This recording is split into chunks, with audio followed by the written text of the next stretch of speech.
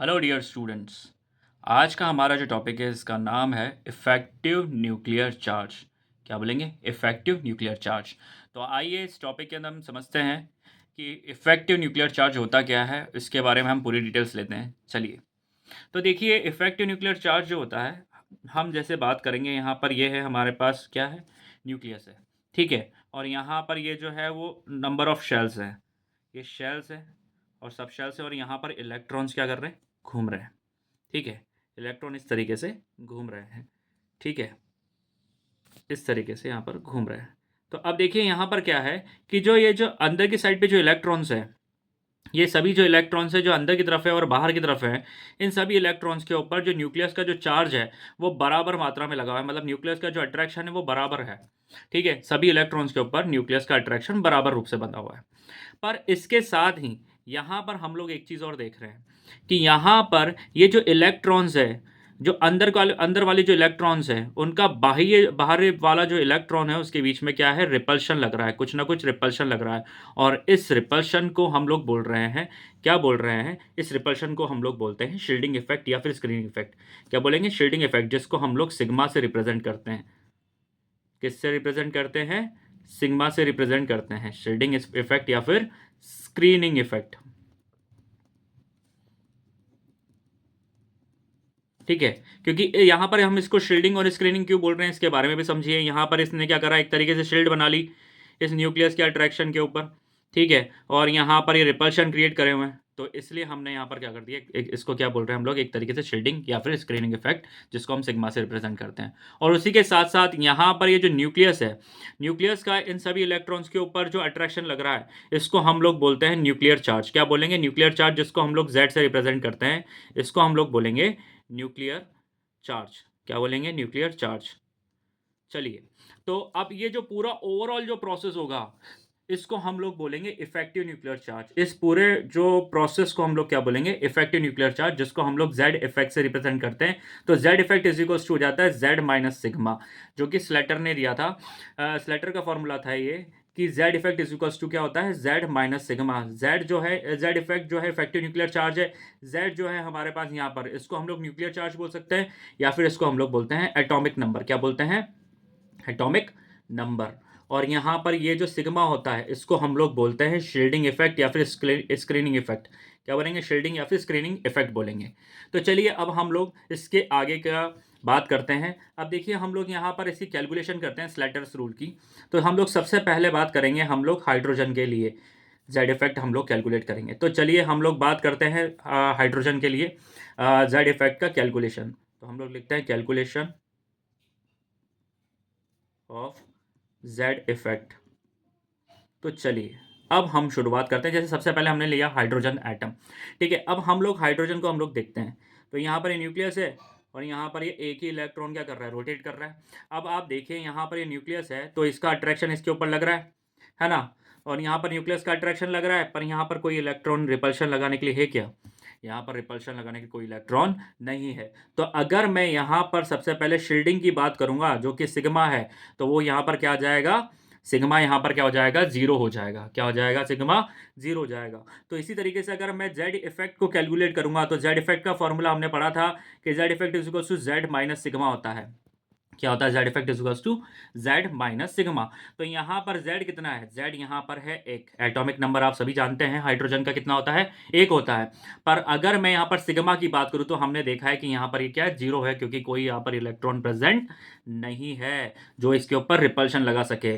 तो यहाँ पर ये क्या हो जाएगा, जीरो हो जाएगा। और कुछ कंडीशन में हम लोग बोल सकते हैं कि जेड इफेक्ट जो हो जाएगा वो बराबर हो जाता है जेड। कभी भी आपसे कहीं पर भी क्वेश्चन पूछे कि Z effect is equal to Z वाली कंडीशन कौन से एटम में या कौन से एलिमेंट्स के लिए पूछी जाती है, तो हम लोग नाम लेंगे हाइड्रोजन के अंदर। तो चलिए अब हम लोग बात करते हैं आगे के एलिमेंट्स की। जिन ऐसे एलिमेंट्स जिनका एटॉमिक नंबर जो है वो दो हो, मतलब क्या हो गया, जैसे लिथियम प्लस लिथियम हो गया, ये लिथियम प्लस हो गया, हीलियम हो गया, ठीक है, बेरिलियम प्लस टू हो गया। इस टाइप के जो एलिमेंट्स हैं उनकी बात करते हैं। उसके लिए अगर मैं यहाँ पर बात करूँगा, तो एन की वैल्यू जो है वो 0.30 हो जाएगी। क्या हो जाएगी? एन की वैल्यू 0.30 हो जाएगी। तो चलिए अब हम लोग आगे की बात करते हैं। जैसे सबसे पहले हम लोग हीलियम के लिए कैलकुलेट करते हैं जेड इफेक्ट को। किसके लिए कैलकुलेट करेंगे? जेड इफेक्ट को हीलियम के लिए कैलकुलेट करेंगे। अगर मैं हीलियम के लिए बात करूंगा तो हमारा पास वही फॉर्मूला आता है कि Z effect is equal to क्या होता है?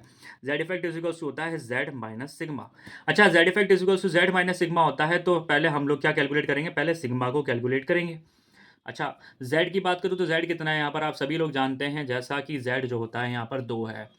ठीक है, z क्या है हमारे पास यहाँ पर 2 है। और हम अगर सिग्मा की बात करेंगे तो यहाँ पर ये क्या हो जाएगा? अब देखिए यहाँ पर क्या है, न्यूक्लियस है, यहाँ पर एक इलेक्ट्रॉन इस तरफ घूम रहा है, एक इलेक्ट्रॉन इस तरफ घूम रहा है। तो इस इलेक्ट्रॉन के लिए अगर मैं कैलकुलेट करूँ सिग्मा को, तो यहाँ पर ये एक इलेक्ट्रॉन क्या कर रहा है? इसके ऊपर रिपल्शन लगा रहा है। मतलब हम लोग क्या कैलकुलेट करेंगे कि 1 × 0.30 से हम लोग इसको मल्टीप्लाई कर देंगे। क्या कर देंगे? 1 × 0.30 से मल्टीप्लाई करेंगे। यहाँ पर 1 क्यों लिया? आप सभी लोग इसी चीज़ में कंफ्यूज होते हैं कि यहाँ पर 1 कैसे लिया।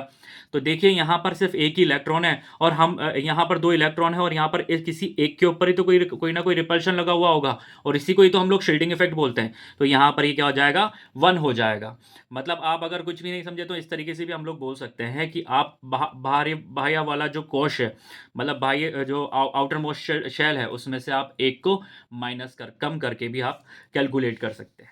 चलिए, तो मैं बात करता हूँ यहाँ पर, तो हमारे पास क्या आ गया? सिग्मा 0.30 आ गया। चलिए, तो जेड इफेक्ट की बात करता हूँ। Z effect is equal to क्या होता है? Z minus sigma. जेड कितना दे रखा? 2, और 2 में से अगर 0.30 को हम लोग माइनस करेंगे तो क्या आ जाएगा यहाँ पर? 1.70। चलिए अब हम लोग बात करते हैं आगे की। देखिए अगले केस की अगर मैं बात करूँगा तो यहाँ पर हम लोग जो है वो z जो है वो 3 से ज़्यादा लेते हो, 3 के बराबर लेंगे। मतलब जिनका एटॉमिक नंबर 3 हो या 3 से ज़्यादा हो, हम उन एलिमेंट्स के लिए बात करेंगे। तो उन एलिमेंट्स की अगर मैं बात करूँगा तो यहाँ पर हम लोग जो लेंगे n इज इक्वल्स टू, अगर यहाँ पर कोई n आएगा तो हम लोग 0.35 से इसको मल्टीप्लाई करेंगे। n-1 की अगर हम लोग बात करेंगे तो यहाँ पर 0.85 से इसको मल्टीप्लाई कर देंगे, और n-2 एंड डैश डैश जितने भी जो आएंगे, n-3 हो गया या n-4 हो गया, जितने भी जो एलिमेंट मतलब जितने भी जो आगे जो आएंगे शेल्स, उसको हम लोग 1 से मल्टीप्लाई कर देंगे। तो चलिए हम लोग आगे की कहानी पे चलते हैं। देखिए अगला हम लोग सबसे पहले बात करते हैं यहाँ पर लिथियम की। किसकी बात करेंगे? लिथियम की बात करते हैं। अच्छा चलिए, लिथियम में अब हम लोग जो है वो ग्रुप में चलेंगे और इसके बाद इसका कंक्लूजन लिखेंगे। तो चलिए हम लोग बात करते हैं लिथियम की। तो लिथियम का जनरल इलेक्ट्रॉनिक कॉन्फ़िगरेशन आप सभी को पता होगा। हम लोग इसमें यहाँ पर हम लोग लिखेंगे 1s2 2s1। क्या लिखेंगे? 1s2 2s1। यहाँ पर हम लोग इसको लिखेंगे n, और ये वाला पार्ट जो है जो मतलब अंदर वाली साइड का है उसको n-1 लिखेंगे। तो चलिए अब हम लोग आगे की बात करते हैं। तो देखिए जैसे सिग्मा को कैलकुलेट करना है तो हमने एक चीज़ बोली थी कि यहाँ पर जो आउटर मोस्ट शेल के जो इलेक्ट्रॉन है उसमें से एक को कम करना होता है। तो यहाँ पर देखिए यहाँ पर तो सिर्फ एक ही इलेक्ट्रॉन है, तो यहाँ पर ये क्या हो जाएगा? ये तो हो जाएगा 0, और 0 इंटू 0.35 प्लस, अब यहाँ पर क्या हो जाएगा? 2 इंटू, अब यहाँ पर हम लोग क्या करेंगे? 0.85 से इसको मल्टीप्लाई करेंगे। क्या करेंगे? 0.85 से इसको मल्टीप्लाई करेंगे। तो यहाँ पर हम लोग क्या लिखेंगे इसकी वैल्यू सिग्मा की? तो यहाँ देखिए कितना हो जाएगा? 0। अब यहाँ पर कितना हो जाएगा? 8 और 8 16 और 1 17, 1.70 आ जाएगा। क्या हो जाएगा? 1.70। अच्छा, तो अगर 1.70 आ गया, अब हम लोग निकालेंगे यहाँ पर जेड इफेक्ट। क्या निकालेंगे? Z effect. Z effect is equals to क्या होता है? Z effect is equals to होता है जेड माइनस सिग्मा। क्या होता है? Z minus sigma. और लिथियम का एटॉमिक नंबर आप सभी लोग जानते होंगे, कितना होता है? 3। तो 3 में से अगर 1.70 को हमने इसको माइनस करेंगे तो हम लोग यहाँ पर हमारे पास जो कैलकुलेशन निकल कर के आएगी वो कुछ ऐसी आएगी। यहाँ पर 3 आ जाएगा और यहाँ पर आ जाएगा हमारे पास 2 बचा, तो 1.30 आंसर आएगा। क्या आएगा? 1.303। देखिए अब हम लोग बात करते हैं यहाँ पर सोडियम की। किसकी बात करेंगे? सोडियम की बात करेंगे। तो इसका जनरल इलेक्ट्रॉनिक कॉन्फ़िगरेशन क्या हो जाएगा? 1s2 2s2 2p6 और 3s1 हो जाएगा। क्या हो जाएगा? 1s2 2s2 2p6 और 3s1। टोटल यहाँ पर एटॉमिक नंबर कितना होता है इसका? 11 होता है। देखिए आप गिन के बता सकते हैं।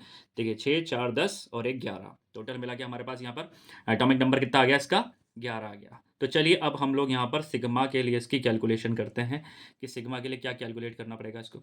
तो देखिए हम लोग ये आउटर मोस्ट शेल को क्या मान लेंगे? n मान लेंगे। इस पूरे को हमें क्या मानना है? n-1 मानना है। क्यों? क्योंकि यहाँ पर भी 2 है, यहाँ पर भी 2 है, दोनों सेम है, तो हमें n-1 मानना है। इसको हमें क्या मानना है? n-2 मानेंगे। क्या मानेंगे हम इसको?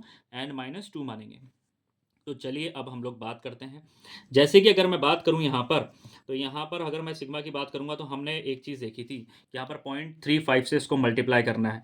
तो यहाँ पर हमारे पास क्या होगा? 0 इंटू 0.35 से हम इसको मल्टीप्लाई करेंगे, प्लस अब यहाँ पर 0 क्यों हुआ? वही एक कम करना है, हमें बोला था, तो यहाँ पर एक कम कर दिया। अब यहाँ पर कितना हुआ? 6, 7 और 8, तो ये क्या हो गया? 8 इंटू 0.85 कर देंगे, कोई दिक्कत, प्लस 2 इंटू 1, क्योंकि यहाँ पर ये क्या हो गया? n-2 n-3 जितने भी मैंने बताए थे, तो हमें उसको 1 से मल्टीप्लाई करना रहेगा। तो सिग्मा इज इक्वल्स टू आ गया, ये 0 हो गया। यहाँ पर ये कितना हो गया? 8 पंजे 40, 8 64, 6.80, और ये हो जाएगा +2। तो यहाँ पर सिग्मा की वैल्यू जो आ जाएगी वो कितनी आ जाएगी? 8.80 आ जाएगी। कितनी आ जाएगी? 8.80। तो अब हम लोग निकालेंगे जेड इफेक्ट। तो हम जैसे इस फॉर्मूले को जानते हैं, Z effect is equals to होता है जेड माइनस सिग्मा, जैसा कि हमें याद है। यहाँ पर एटॉमिक नंबर जो है वो कितना दे रखा है? सोडियम का 11 है, और यहाँ पर अगर मैं इसको 8.80 से इसको माइनस करता हूँ तो यहाँ पर क्या आ जाता है? 2.20 आ जाता है। क्या आ जाता है? जेड इफेक्ट 2.20 आता है। चलिए अब हम लोग आगे की बात करते हैं। सोडियम के बाद क्या आता है हमारे पास? यहाँ पर आता है पोटेशियम। पोटेशियम आएगा तो हम लोग इसका जनरल इलेक्ट्रॉनिक कॉन्फ़िगरेशन लिखते हैं। देखिए जैसे कि हम लोग क्या लिखेंगे? 1s2 2s2 2p6 3s2 3p6 और 4s1। यहाँ पर क्या आया? 4s1। अब यहाँ पर इसको हम लोग क्या मान लेंगे? n मान लेंगे। इस पूरे पार्ट को क्या मान लेंगे? n-1 मान लेंगे। इस पूरे पार्ट को क्या मान लेंगे? n-2 मान लेंगे, और इसे क्या मान लेंगे? n-3 मान लेंगे। तो जैसा कि हम लोग समझ रहे हैं कि अगर मैं सिग्मा की बात करूंगा तो सिग्मा हमारे पास क्या हो जाएगा? वापस ये देखिए यहाँ पर क्या है? यहाँ पर ये क्या हो रहा है? 0 हो रहा है। 0 इंटू 0.35, कोई दिक्कत। फिर इसके आगे हम लोग चलें, यहाँ पर तो 6 और एक 7 और एक 8, तो यहाँ पर हो जाएगा 8 इंटू 0.85, कोई दिक्कत नहीं है। अब इस पूरे को देखिए, यहाँ पर 6 और 2 8, तो 8 इंटू 1, और यहाँ पर ये 2 प्लस 2 इंटू 1। तो अगर मैं यहाँ पर सिग्मा की बात करूँगा तो ये तो हो जाएगा 0, और ये कितना हो जाएगा? ये हो जाएगा 6.80, प्लस यहाँ पर ये कितना हो जाएगा? 10। ठीक है, तो यहाँ पर अगर मैं सिग्मा की वैल्यू निकालूंगा तो 16.80 आ जाएगा। कितना आ जाएगा? 16.80। और यहाँ पर अगर हम लोग जेड इफेक्ट निकालेंगे तो Z effect is equals to क्या हो जाएगा? जेड माइनस सिग्मा हो जाएगा। Z minus sigma. तो अगर मैं पोटेशियम की बात करूँगा तो यहाँ पर एटॉमिक नंबर क्या आएगा पोटेशियम का? यहाँ पर आएगा एटॉमिक नंबर 19, और 19 में से अगर मैं 16.80 को माइनस करूंगा तो यहाँ पर जो वैल्यू आएगी वो आएगी 2.20। जेड इफेक्ट की क्या आएगी? 2.20। तो हम लोग यहाँ पर देख रहे हैं, यहाँ पर पहले क्या हुआ? पहले तो इंक्रीज हुआ यहाँ पर, देन फिर उसके बाद क्या हो गया? इसके बाद ये कांस्टेंट हो गया। तो जब भी अब यहाँ पर हम लोग बात करेंगे कॉन्क्लूजन की। किसकी बात करेंगे? कॉन्क्लूजन की। तो कॉन्क्लूजन की अगर मैं बात करूँगा यहाँ पर, तो यहाँ पर एक कंक्लूजन तो हमारे पास ये निकलता है कि जब भी हम लोग ग्रुप की बात करेंगे, किसकी बात करेंगे? ग्रुप के अंदर बात करेंगे, तो यहाँ पर जेड इफेक्ट जो है वो हमारे पास क्या हो जाएगा? कांस्टेंट हो जाता है। क्या हो जाता है? कांस्टेंट हो जाता है। तो जब भी हम लोग यहाँ पर ग्रुप की बात करते हैं कभी भी पीरियोडिक टेबल के अंदर, तो हम लोग बात करते हैं नंबर ऑफ शेल से। किससे बात करते हैं? नंबर ऑफ शेल से बात करते हैं, ना कि जेड इफेक्ट से बात करते हैं। तो ये था हमारे पास यहाँ पर ग्रुप के लिए जेड इफेक्ट निकालना। हमने पूरे ग्रुप के लिए कैलकुलेट किया है। अब हम लोग पीरियड के लिए बात करते हैं जेड इफेक्ट कैलकुलेट करने का। चलिए अब हम लोग बात करते हैं यहाँ पर पीरियड के लिए जेड इफेक्ट कैलकुलेट करते हैं। तो जैसा कि हम लोग बात करते हैं कि एस और पी ब्लॉक के जो एलिमेंट्स हैं, जनरली हम लोग लिखते हैं कुछ इस तरीके से लिखे होते हैं पीरियडिक टेबल के अंदर, जैसे lithium, beryllium, boron, carbon, nitrogen, oxygen, fluorine, neon, इस तरीके से आते हैं। ठीक है, और हमारे पास जो जनरल जो फॉर्मूला है वो हम लोग लिखते हैं कि Z effect is equals to क्या होता है? जेड माइनस सिग्मा होता है। क्या होता है? Z minus sigma. अच्छा, यहाँ पर आप देखेंगे कि यहाँ पर जो एटॉमिक नंबर है वो यहाँ पर कितना होता है? 3, 4, 5, 6, 7, 8, 9 और 10। तो यहाँ पर जो एटॉमिक नंबर है वो यहाँ पर देखिए आप एक एक से बढ़ रहा है। कितने से बढ़ रहा है? 1-1 से बढ़ रहा है। और हमने अभी यहाँ पर n शेल के लिए बात करा था, तो n शेल के लिए हमने क्या बोला था कि n के लिए हम लोग 0.35 से हम लोग मल्टीप्लाई कर रहे थे। किससे मल्टीप्लाई कर रहे थे? 35 से मल्टीप्लाई कर रहे थे, आउटर मोस्ट शेल का था। तो यहाँ पर हम लोग जो है वो 0.35 से जो है यहाँ पर शील्डिंग जो है वो इंक्रीज़ हो रही है। मतलब ये सिग्मा जो है वो 0.35 से इंक्रीज़ हो रहा है। तो यहाँ पर हम लोग जैसे हम लोग इसको यहाँ पर माइनस करेंगे, तो यहाँ पर आ जाएगा 0.65। तो यहाँ पर हम लोग क्या बोल देंगे कि Z इफ़ेक्ट जो है वो 0.65 से पीरियड में जो है वो इंक्रीज़ होता है। मतलब जब भी हम लोग लेफ़्ट टू राइट मूव करवाएँगे, तो हम लोग क्या बोल देंगे कि Z इफ़ेक्ट जो है वो हमेशा क्या होता है? इंक्रीज़ होता है। तो ये था हमारे पास यहाँ पर पीरियड के लिए। अब मैं बात करता हूँ यहाँ पर डी ब्लॉक के एलिमेंट्स के लिए। तो डी ब्लॉक के एलिमेंट्स की हम लोग बात करते हैं। डी ब्लॉक के एलिमेंट्स की अगर मैं बात करूँ यहाँ पर, तो डी ब्लॉक के एलिमेंट्स में हम लोग सबसे पहले बात करेंगे पीरियड की। किसकी बात करेंगे? पीरियड की बात करेंगे। तो अगर मैं पीरियड की बात करूँगा, तो यहाँ पर हम लोग बात करेंगे जैसे क्या क्या ट्रिक था इसका? साइंस टीचर विनीता कृपलानी मन फे को नी क्यों जान जलाती हो, यही है हमारे पास यहाँ पे ट्रिक इसका। अब हम लोग बोलते हैं कि तो इसके अंदर हम लोग क्या बोल रहे हैं कि साइंस टीचर विनीता कृपलानी मन फे को नी क्यों जान जलाती हो। तो अब हम लोग वो वापस से सेम चीज़ लिखेंगे कि z effect is equals to क्या होता है? z effect is equals to z minus sigma. अब हम लोग एक चीज़ देख रहे हैं कि यहाँ पर डी ब्लॉक के लिए बात कर रहे हैं, मतलब हम लोग क्या बात कर रहे हैं? n-1 लिखते हैं डी के लिए। तो यहाँ पर n-1 की वैल्यू हमने लिखी थी कि 0.85 होती है। कितनी होती है? 0.85। और यहाँ पर एटॉमिक नंबर कितना है? 21, 22, 23, 24, 25, 26, 27, 28, 29 और 30। तो ये एटॉमिक नंबर क्या हो रहा है? बढ़ रहा है। कितने से बढ़ रहा है? 1-1 से इंक्रीज़ हो रहा है। और यहाँ पर जो है वो 0.85 से इंक्रीज़ हो रहा है। तो यहाँ पर हम लोग देखेंगे कि Z इफ़ेक्ट जो है वो क्या हो जाएगा? 0.15 से क्या होगा? पीरियड के अंदर इंक्रीज़ हो रहा है। मतलब कि जब हम लोग लेफ़्ट टू राइट मूव करेंगे, तो Z इफ़ेक्ट क्या होगा? बढ़ेगा पीरियड के अंदर। तो ये था हमारे पास यहाँ पर effective nuclear charge D block के एलिमेंट्स के लिए, है ना? चलिए अब हम लोग बात करते हैं एक और चीज़ के बारे में। देखिए, जब हम लोग बात करेंगे यहाँ पर, एक और चीज़ हम लोग बताते हैं यहाँ पर, जैसे हम लोग देखेंगे कि नाइट्रोजन की बात करेंगे। नाइट्रोजन, नाइट्रोजन और नाइट्रोजन। आपने सुना होगा नाइट्रोजन। यहाँ पर हम लोग लिखेंगे कि नाइट्रोजन का Z जो है, मतलब एटॉमिक नंबर कितना होता है? नाइट्रोजन का एटॉमिक नंबर होता है हमारे पास 7। अब यहाँ पर हमने क्या कर दिया? नाइट्रोजन प्लस कर दिया, या नाइट्रोजन माइनस कर दिया। तो हमने यहाँ पर सभी में जो एटॉमिक नंबर लिखेंगे वो तो 7 ही लिखेंगे। पर अगर मैं यहाँ पर नंबर ऑफ इलेक्ट्रॉन्स की बात करूँगा, तो यहाँ पर हो जाएंगे 7, यहाँ पर हो जाएंगे 8 और यहाँ पर हो जाएंगे 6।